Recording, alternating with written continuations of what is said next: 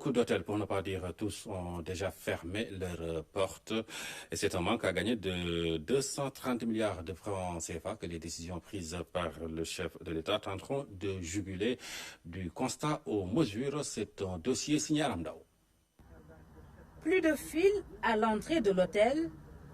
Personne à l'accueil, si ce n'est notre interlocuteur du jour. Ce 3 avril, à quelques heures du discours du chef de l'État, Moustapha Kane nous entraîne dans ce 5 étoiles vide de son monde habituel. Ce silence est assourdissant pour le patronat de l'industrie hôtelière. Comme vous l'avez vous-même constaté, le Théroubi est fermé.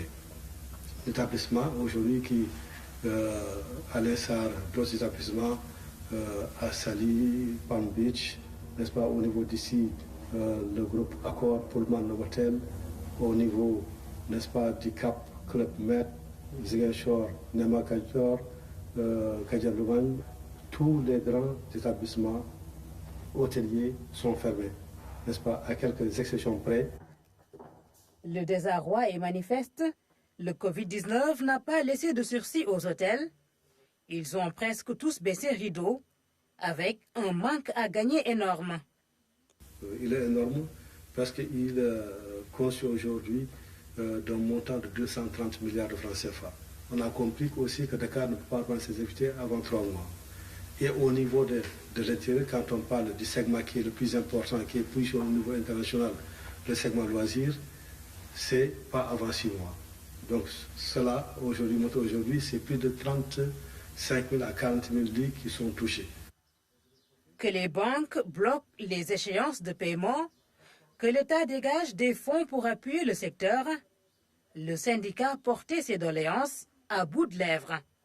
Il faut également adhérer tout ce qui est dette fiscale, tout ce qui est antérieur à 2020. Le chef de l'État l'avait fait lorsqu'il y a eu Ebola, n'est-ce pas, il l'avait fait.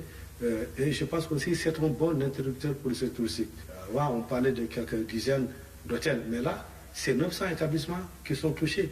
C'est 300 agents de voyage qui sont touchés, n'est-ce pas? Donc c'est des milliers de milliards d'investissements qui sont en jeu, c'est des centaines de milliers d'emplois qui sont en jeu.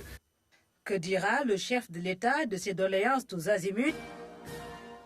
Il est 20h et la tension est totale.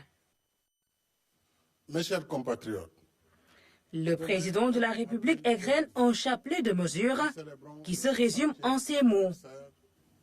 Je veux dire à tous et à toutes que l'État ne vous abandonnera pas.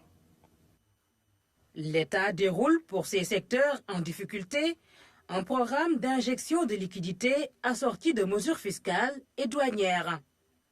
C'est par exemple pour le secteur du tourisme, l'augmentation du crédit hôtelier. Il y avait un crédit hôtelier de 5 milliards qui avait déjà été mis en place au lendemain de la crise Ebola.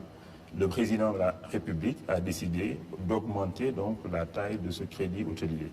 Et en plus de cela également, ces entreprises pourront aussi également avoir accès à cette grande facilité de trésorerie de 200 milliards.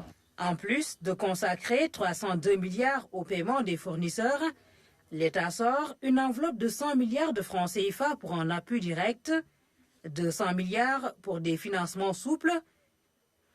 Pour ce qui est des impôts, taxes et TVA, l'État concède des remises d'impôts, des suspensions et différés de paiement pour ces secteurs les plus affectés, comme l'hôtellerie. Ce que nous leur disons, c'est de préparer rapidement leur dossier pour avoir accès à toutes ces mesures fiscales que le ministre des Finances et du Budget va préciser dans les jours à venir, mais également de se préparer pour accéder à la facilité donc de 200 milliards, la facilité de trésorerie. Je voudrais préciser que cette facilité permettra donc aux entreprises affectées d'avoir un crédit sur 2 ans, 3 ans, à des taux relativement bonifiés, avec des conditions souples. La seule contrepartie qu'exige l'État, le maintien des emplois. Donc ce que nous leur disons, c'est que si vous aviez mis en chômage technique vos employés, c'est de payer quand même au minimum 70% du salaire net, parce que cette crise ne va pas durer éternellement. Dans 2 ou 3 mois, selon les projections, nous allons reprendre nos activités.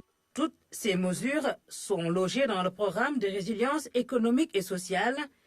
Les dépenses y afférentes sont couvertes par le Fonds Force Covid-19, avec pour ambition contrer les lourds effets du Covid-19 sur l'économie. Et parmi les